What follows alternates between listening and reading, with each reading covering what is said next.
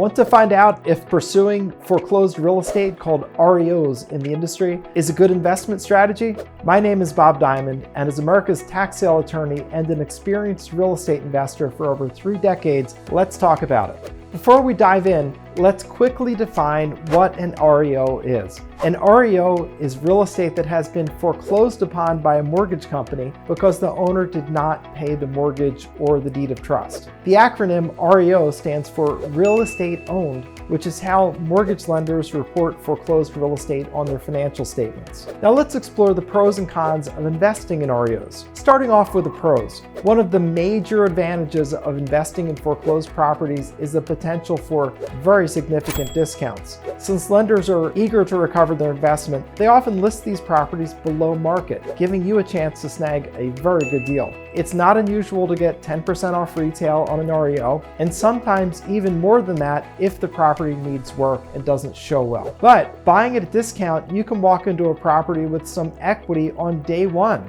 and you can potentially find some very good rental properties a little less expensively, which is going to help you generate passive income and long-term wealth by renting the property out. Now, I will tell you, REOs are not the method to find houses to fix and flip, because REOs are typically not sold cheap enough. You need a 30% discount minus your fix-up cost to make it worthwhile to do a fix and flip. Now, lenders simply don't sell their REOs that cheaply. They don't need to. But REOs for you as an investment strategy could be a good way to find a house at a good price to live in, maybe especially for your first house, especially if you're handy, or a rental property a little bit cheaper. Another advantage with REOs is that there's a wide range of properties available, and the buying process is pretty simple. Now, foreclosed properties, otherwise known as REOs, come in all types, ranging from single-family homes to commercial spaces. And in most years, of course, single-family homes are most of the REOs. But given our looming problems with vacancy in commercial real estate, there could be a lot of commercial real estate foreclosures in the coming years. Commercial landlords are facing vacancy rates that they haven't seen ever, probably. What's going to happen is a lot of commercial landlords are simply not going to be able to pay their mortgages with the kind of vacancy problems that they're having. If lenders foreclose, those properties will become REOs, and the lenders are going to be forced to deeply discount those commercial properties because they'll need to get rid of them, and they'll just take as much cash as they can get out of the property. We're going to have massive numbers of commercial properties, especially office space, getting foreclosed over the next few years. And if you're interested in that, you should keep an eye on the commercial foreclosure market. Now, these are going to be projects, and I would call these projects what in the industry we refer to as adaptive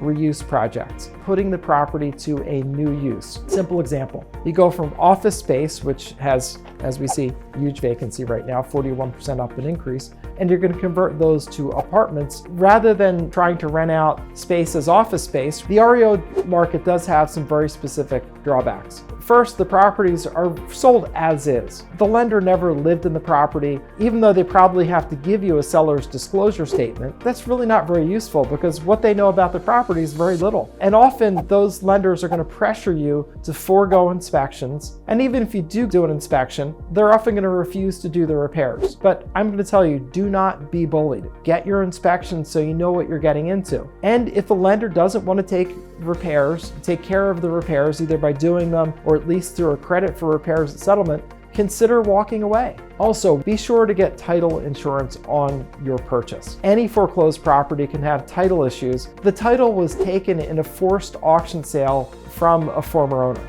They may be looking for ways to get that property back, and there are lawyers out there that sometimes work on contingent fees that may take on their case. And there could be problems that you don't know about in the legal case that you just have no idea. Problems with service, problems with the way the auction was conducted. So you want to be prepared for the possibility of that, and you can be protected against it, but the way to do that is to get title insurance. When you buy title insurance, the title insurance would pay for a legal defense to support that foreclosure. And if, worst came to worst and you actually lost the property, the title insurance company would pay you at least the amount of your policy, and your policy should be at least the full purchase price of your property, so you get your money back and they will cover the lawyer's fees. So it might not be a pleasant experience, but at least you wouldn't lose all your money. So be sure to buy title insurance. And here's the trick and the legal thing I wanted to tell you. There is a type of insurance called an owner's policy, which is in addition to the lender's policy, which is often what people get. An owner's policy is a direct insurance contract between you, the new owner of the house, and the title insurance company. That's different from a lender's policy. A lender's policy is the kind that most people get, and that only covers the lender who is financing the property. That's got a couple problems to it. First of all, once the loan is paid off, you pay for 30 years and the loan is paid off, or because you refinance it when rates go down.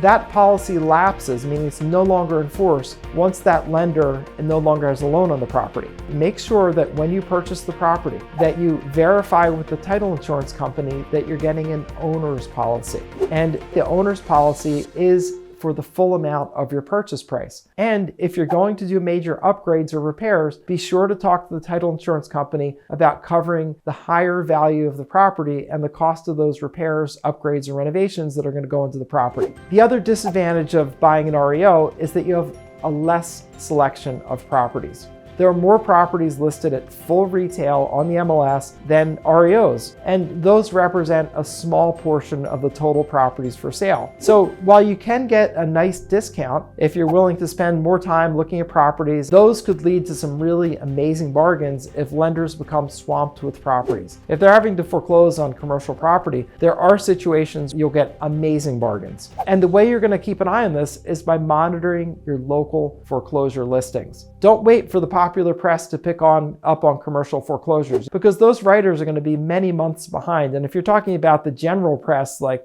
Money Magazine, which is great, except they're going to be about 6 months behind by the time they start talking about a wave of commercial foreclosures, and that's too late to get in on the game. So make sure that you keep an eye on your local foreclosure listings, take a look at the kind of properties that are coming up, and also be familiar so that as those numbers increase, you know to jump in, because that's the time that those properties that are being foreclosed, they're the ones that become REOs, and that's when you can start looking in the REO market. Also, if you want some other strategies, REOs are certainly not the only way to play the foreclosure game. You can look at pre-foreclosures, and that means buying direct from an owner in foreclosure before the property is sold at a foreclosure auction. And you can also look at buying at the foreclosure auction itself. That often results in better deals than the REOs. At the auction itself, you can find some good deals, much better than the REOs. But there's a cost to that. Typically, properties sold at auction, you need cash. There's no mortgage available. There's not a traditional real estate transaction, so you can't get a mortgage on it. You've got to pay cash for it. It has more potential title problems.